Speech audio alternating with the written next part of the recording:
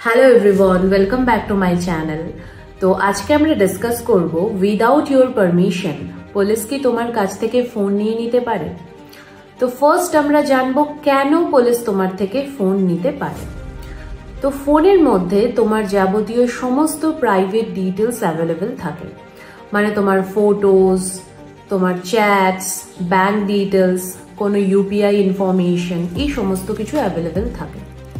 তো cyber crime যেরকম ভাবে দিন বা দিন বেড়ে চলেছে, তো সেই রকম কোনো সিনারিওতে যদি কোনো রকম লিগ্যাল ইস্যু হয়ে থাকে, সেই গ্রাউন্ডে তোমার থেকে পুলিশ ফোন নিতে পারে। এবার হচ্ছে যে পুলিশ কি তোমার ফোন আদৌ নিতে পারে কি পারে না। তো এটার একটা সিম্পল আনসার হচ্ছে yes, but in certain situation. কি সিচুয়েশন? ফার্স্ট হচ্ছে তুমি যদি কোনো ক্রিমিনাল কেসের আন্ডারে অ্যারেস্ট হও, সেই সময় ফোনটা হচ্ছে তোমার এভিডেন্সের পার্ট হয়ে যায়, সেই সময় পুলিশ তোমার ফোন নিয়ে নিতে পারে। দ্বিতীয়, কোর্ট যদি কোনো রকম সার্চ ওয়ারেন্ট ইস্যু করে বা জারি করে, সেই সিনারিওতে পুলিশ তোমার ফোন নিয়ে নিতে পারে। বা কোনো ইমার্জেন্সি সিচুয়েশন, মানে ধরো টেরোরিজম, কিডন্যাপিং, বা কোনো রকম এভিডেন্স তুমি ডিস্ট্রয় করে দিতে চাইছো যেটা তোমার ফোনে অ্যাভেলেবেল হয়তো আছে, সেই রকম সিনারিওতে পুলিশ তোমার ফোন নিয়ে নিতে পারে। আর কোন সিনারিওতে ফোন নিতে পারে না? তো বেসিক্যালি যদি আমি এটা সিম্পল ভাবে বোঝাতে যাই, without any valid legal ground, যদি কোনো রকম ভ্যালিড লিগ্যাল ইস্যু হয়ে থাকে বা কোনো লিগ্যাল ইস্যু যদি রাইজ হয়ে থাকে, সেই রকম কোনো ইস্যু ছাড়া পুলিশ কোনো সিনারিওতে তোমার ফোন নিতে পারবে না। এবার আসছি যে নিউ ডিজিটাল রুলস, যেটা অলরেডি তোমরা জানো ক্রিমিনাল অ্যাক্টের আন্ডারে অনেক কিছু চেঞ্জ হয়েছে 2024-এ। তো নিউ লয়ের আন্ডারে কি কি এসেছে বা কি কি অ্যাপ্লাই হতে পারে।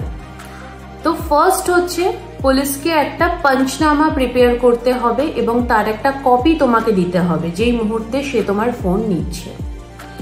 দ্বিতীয় হচ্ছে তোমার ফোন নেওয়ার পরে তাকে সাথে সাথে সেটা ফরেন্সিক ল্যাবে পাঠাতে হবে। এরকম না কি সে ফোন নিয়ে নিজেই সেটাকে র্যান্ডামলি স্ক্রোল করে সার্চ করতে শুরু করলো, কেন কি সেটা হচ্ছে part of the digital evidence একটা হয়ে যায়। তো এটা হচ্ছে দ্বিতীয় পয়েন্ট। সেকেন্ড হচ্ছে কোনো মেয়ের যদি কোনো ফোন সিজ করা হয় বা কোনো মহিলার যদি কোনো ফোন সিজ করা হয় বা নেওয়া হয় কোনো কারণে, সেই সময় মহিলা কোনো পুলিশ অফিসারকে সেখানে প্রেজেন্ট থাকতে হবে, তাকে সেটা নিতে হবে এবং তাকে সমস্ত প্রসেসগুলো করতে হবে।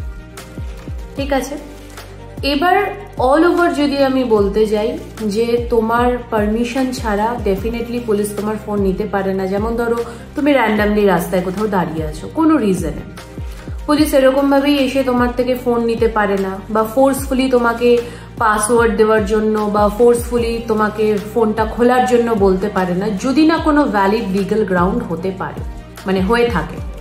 তো কোনো লিগ্যাল ভ্যালিড গ্রাউন্ড ছাড়া কোনো সিনারিওতেই পুলিশ তোমার থেকে ফোন চাইতে পারে না। যদি এসে ফোন চায় তখন তুমি তাকে জিজ্ঞাসা করতে পারো যে কোন সেকশনের আন্ডারে তার কাছ থেকে ফোন চাওয়া হচ্ছে, তার কাছে ওয়ারেন্ট আছে কিনা এবং কি রিজন। এবং যখন তোমার থেকে ফোন নিচ্ছে একটা পঞ্চনামার কপি তোমাকে দিতে হবে। তো এই জিনিসগুলো যেটা তোমার মানে থাকে, তোমার রাইট থাকে, সেইগুলো তুমি করতে পারো।